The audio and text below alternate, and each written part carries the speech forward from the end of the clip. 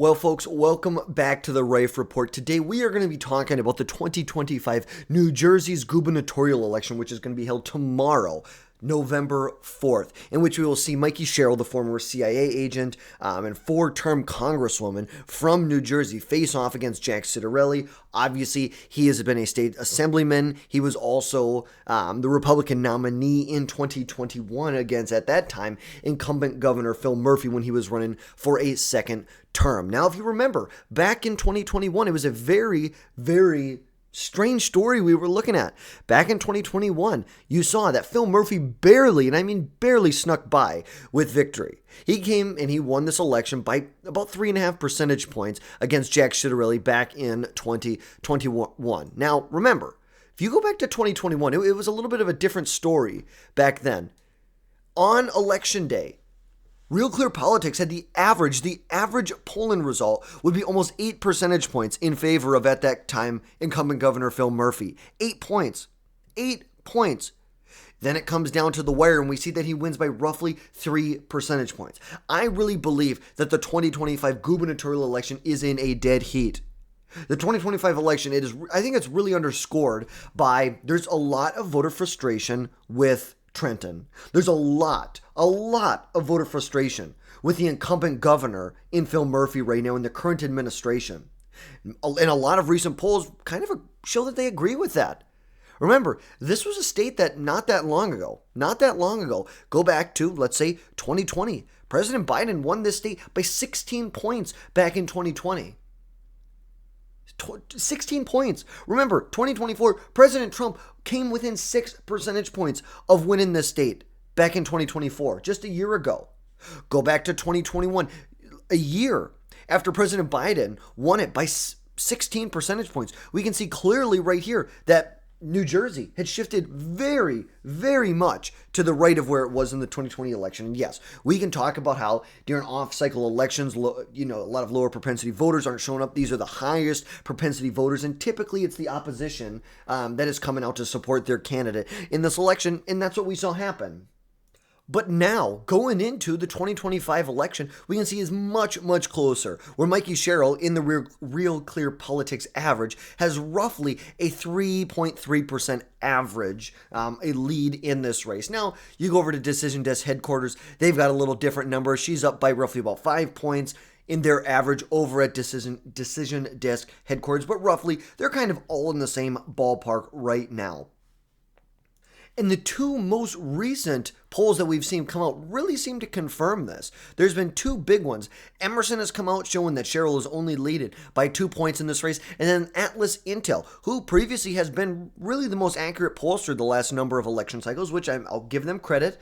They've been very good in the past, but just because they were good in the past does not mean that, this result that they've come up with is exactly on tune to where they were even just back in 2024. But it's very interesting to look at this election here in this poll that came out from AtlasIntel, where you saw in a head-to-head matchup, Mikie Sherrill leading Jack Ciattarelli by less than 1 percentage point in this race. And a number of different interesting statistics that you can see in here. Number one, in this race that may raise some concern for the final result is that Jack Ciattarelli was winning 60% of the African-American vote in this race.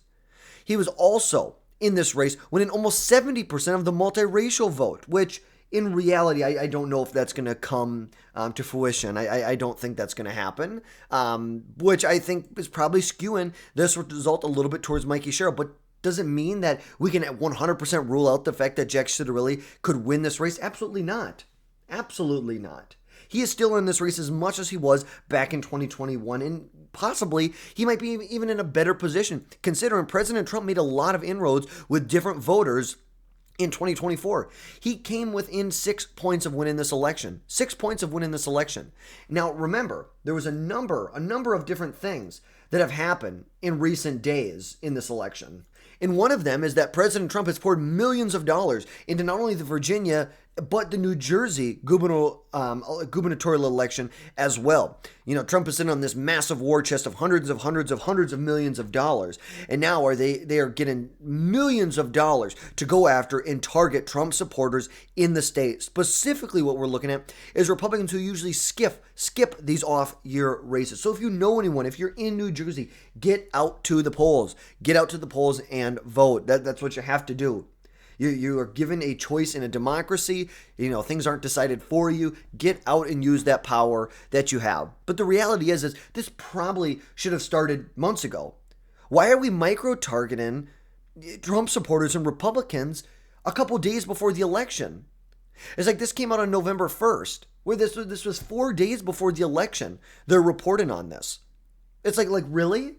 Well, this is when we're going to do this right now. We should have been focusing on this a month ago, really trying to get people out to the votes, get people to vote early.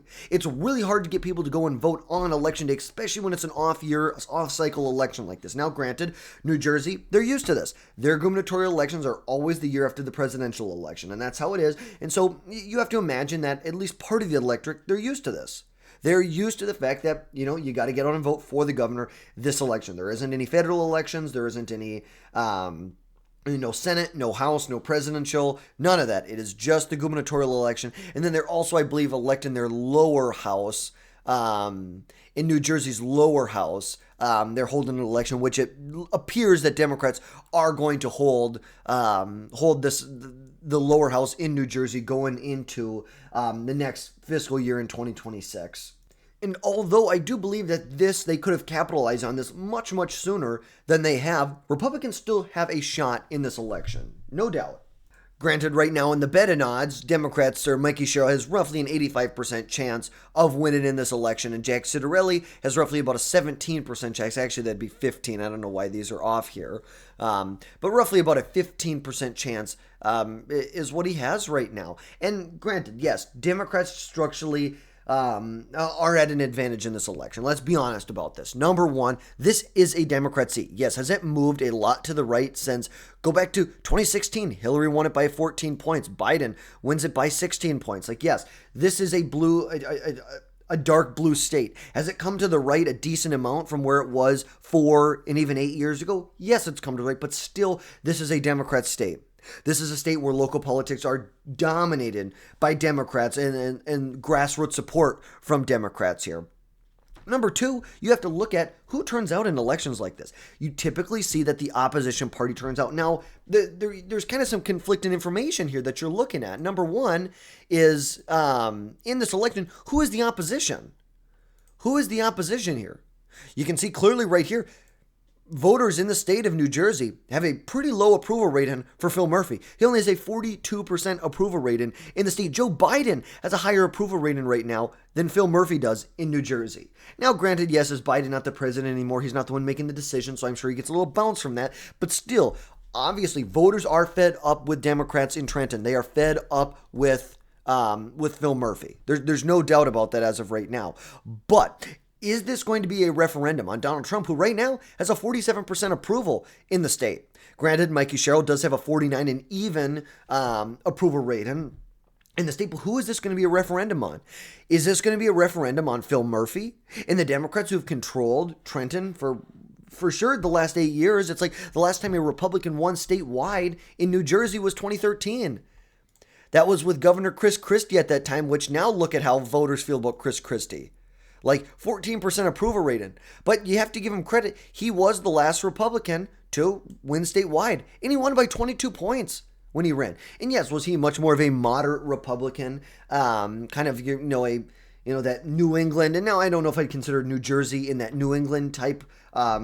Those states, Massachusetts, Rhode Island, Maine, Vermont, New Hampshire, but you kind of have that more Rockefeller-esque Republican that really could perform well in the northeastern part of the country. But still, he was the last Republican to win statewide. And so who will this be a referendum on, and who can turn out their voters? Because remember, Democrats, I think, are going to have a lot of enthusiasm to get out. Now, there have been some polls showing that Democrats are actually lacking. There was a recent Fox News poll from mid-October that showed that Democrats were actually lagging behind in the enthusiasm game. Democrats are at about an 85% enthusiasm rating versus Republicans were at about a 91, 92%. So that's something to think about going into this election. But I think there is a lot more at the same time. There's a lot more that goes into this just besides enthusiasm. Who is this going to be a referendum on? Is it going to be a referendum on Donald Trump, or is it going to be a referendum on the Democrats in Trenton like Phil Murphy? That's what it's going to come down to at the end of the day. And voters have made it pretty clear that inflation, affordability, taxes, and the economy are really their top issues in this election, including immigration as number 4, education as number 5 right here. These are big pieces for them. Affordability, we should be running. There's a reason when President Trump is making endorsements in these elections, he's talking about vote for the Republican, we will bring down your energy costs. He knows, he is very much in tune. He has his finger on the pulse of what's going on. Americans care about affordability. Affordability is the biggest issue that we have in America right now. After Biden passed all these, the Inflation Reduction Act, all these big spending bills that ultimately shot inflation through the roof to over 10% at one point, 10% inflation year over year, which that's not transitory. It's not coming back down. It's kind of built into the cake now when prices have, in real terms gone up 25, 30% over the last 5 years. It makes a lot of sense. And you can see property taxes is a huge one. In the state of New Jersey, property taxes are the highest in the country. Roughly the average household pays $93,000 in property taxes on a yearly basis. Like, that is insane. That's insane. Almost $10,000 in property taxes for the average person in New Jersey. But I really think that conservatives should really be locked in and should be getting out to vote for Jack Ciattarelli. This is the election where we believe we can win. I'm going to be honest with you. New Jersey, I have this right now as a lean Democrat state as of right now. Virginia, I have this as a likely Democrat state. And actually, I could put it as a tilt, but I think lean properly puts it there. But look, there's 3 big races that we're looking at. The New York City mayoral race, Zora Mamdani's going to win. The Virginia gubernatorial election, where most likely Abigail Spanberger will win in this election. And the New Jersey gubernatorial election between Mikie Sherrill and Jack Ciattarelli. If Republicans don't want to get swept on election night tomorrow, they need to win in New Jersey. This is the most vulnerable place for Democrats right now. Yes, you could say the Attorney General's race in Virginia is one with Jay Jones facing up against the incumbent Attorney General right now, who's a Republican. Look, the reality is I think Democrats are going to win in Virginia. I really think they're going to. Look at this.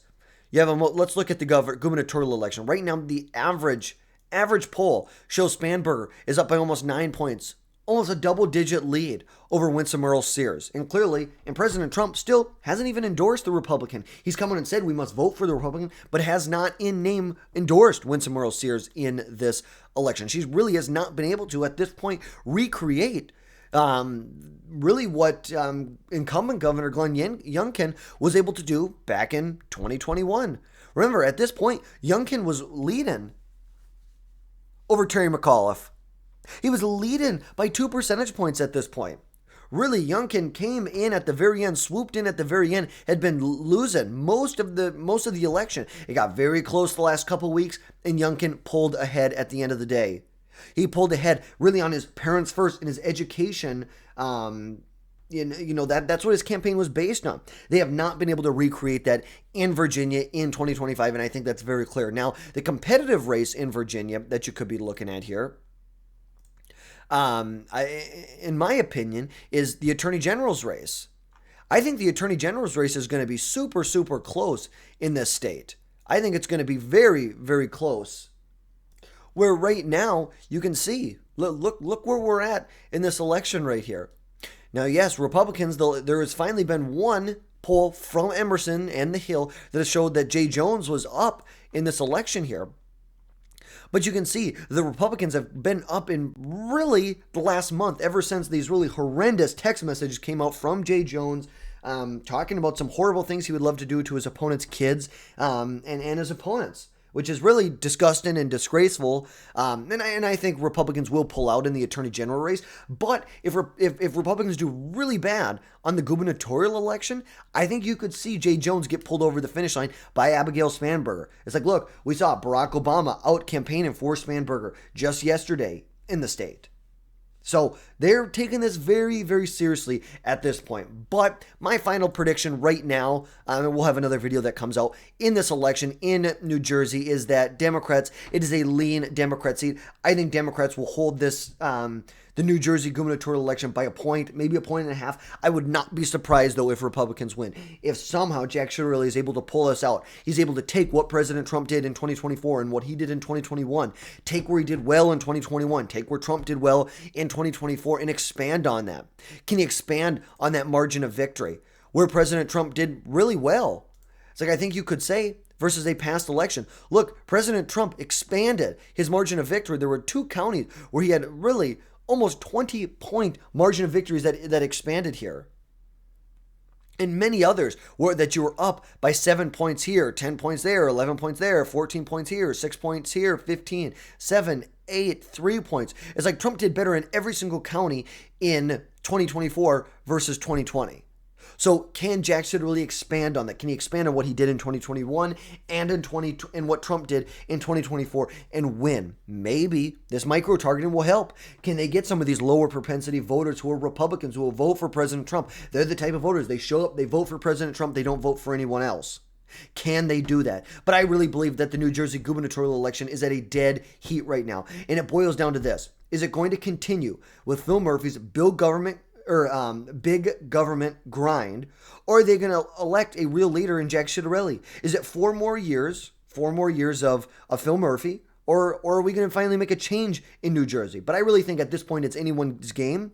Democrats have the clear advantage, but it's anyone's game at this point. So get out and vote on November 4th. That is tomorrow. Your voice ends. If you don't vote, you don't have a say in anything if you're not getting down and vote. But folks, that's going to wrap things up for today. We appreciate you watching. Thank you so much. Drop down below, hit that subscribe button, smash that like button so you never miss another video from us again in the future for more election talk and updates. Folks, we have another video coming out later today on an overall of the 2025 election. So jump in, take a look at that for us, and we will catch you next time.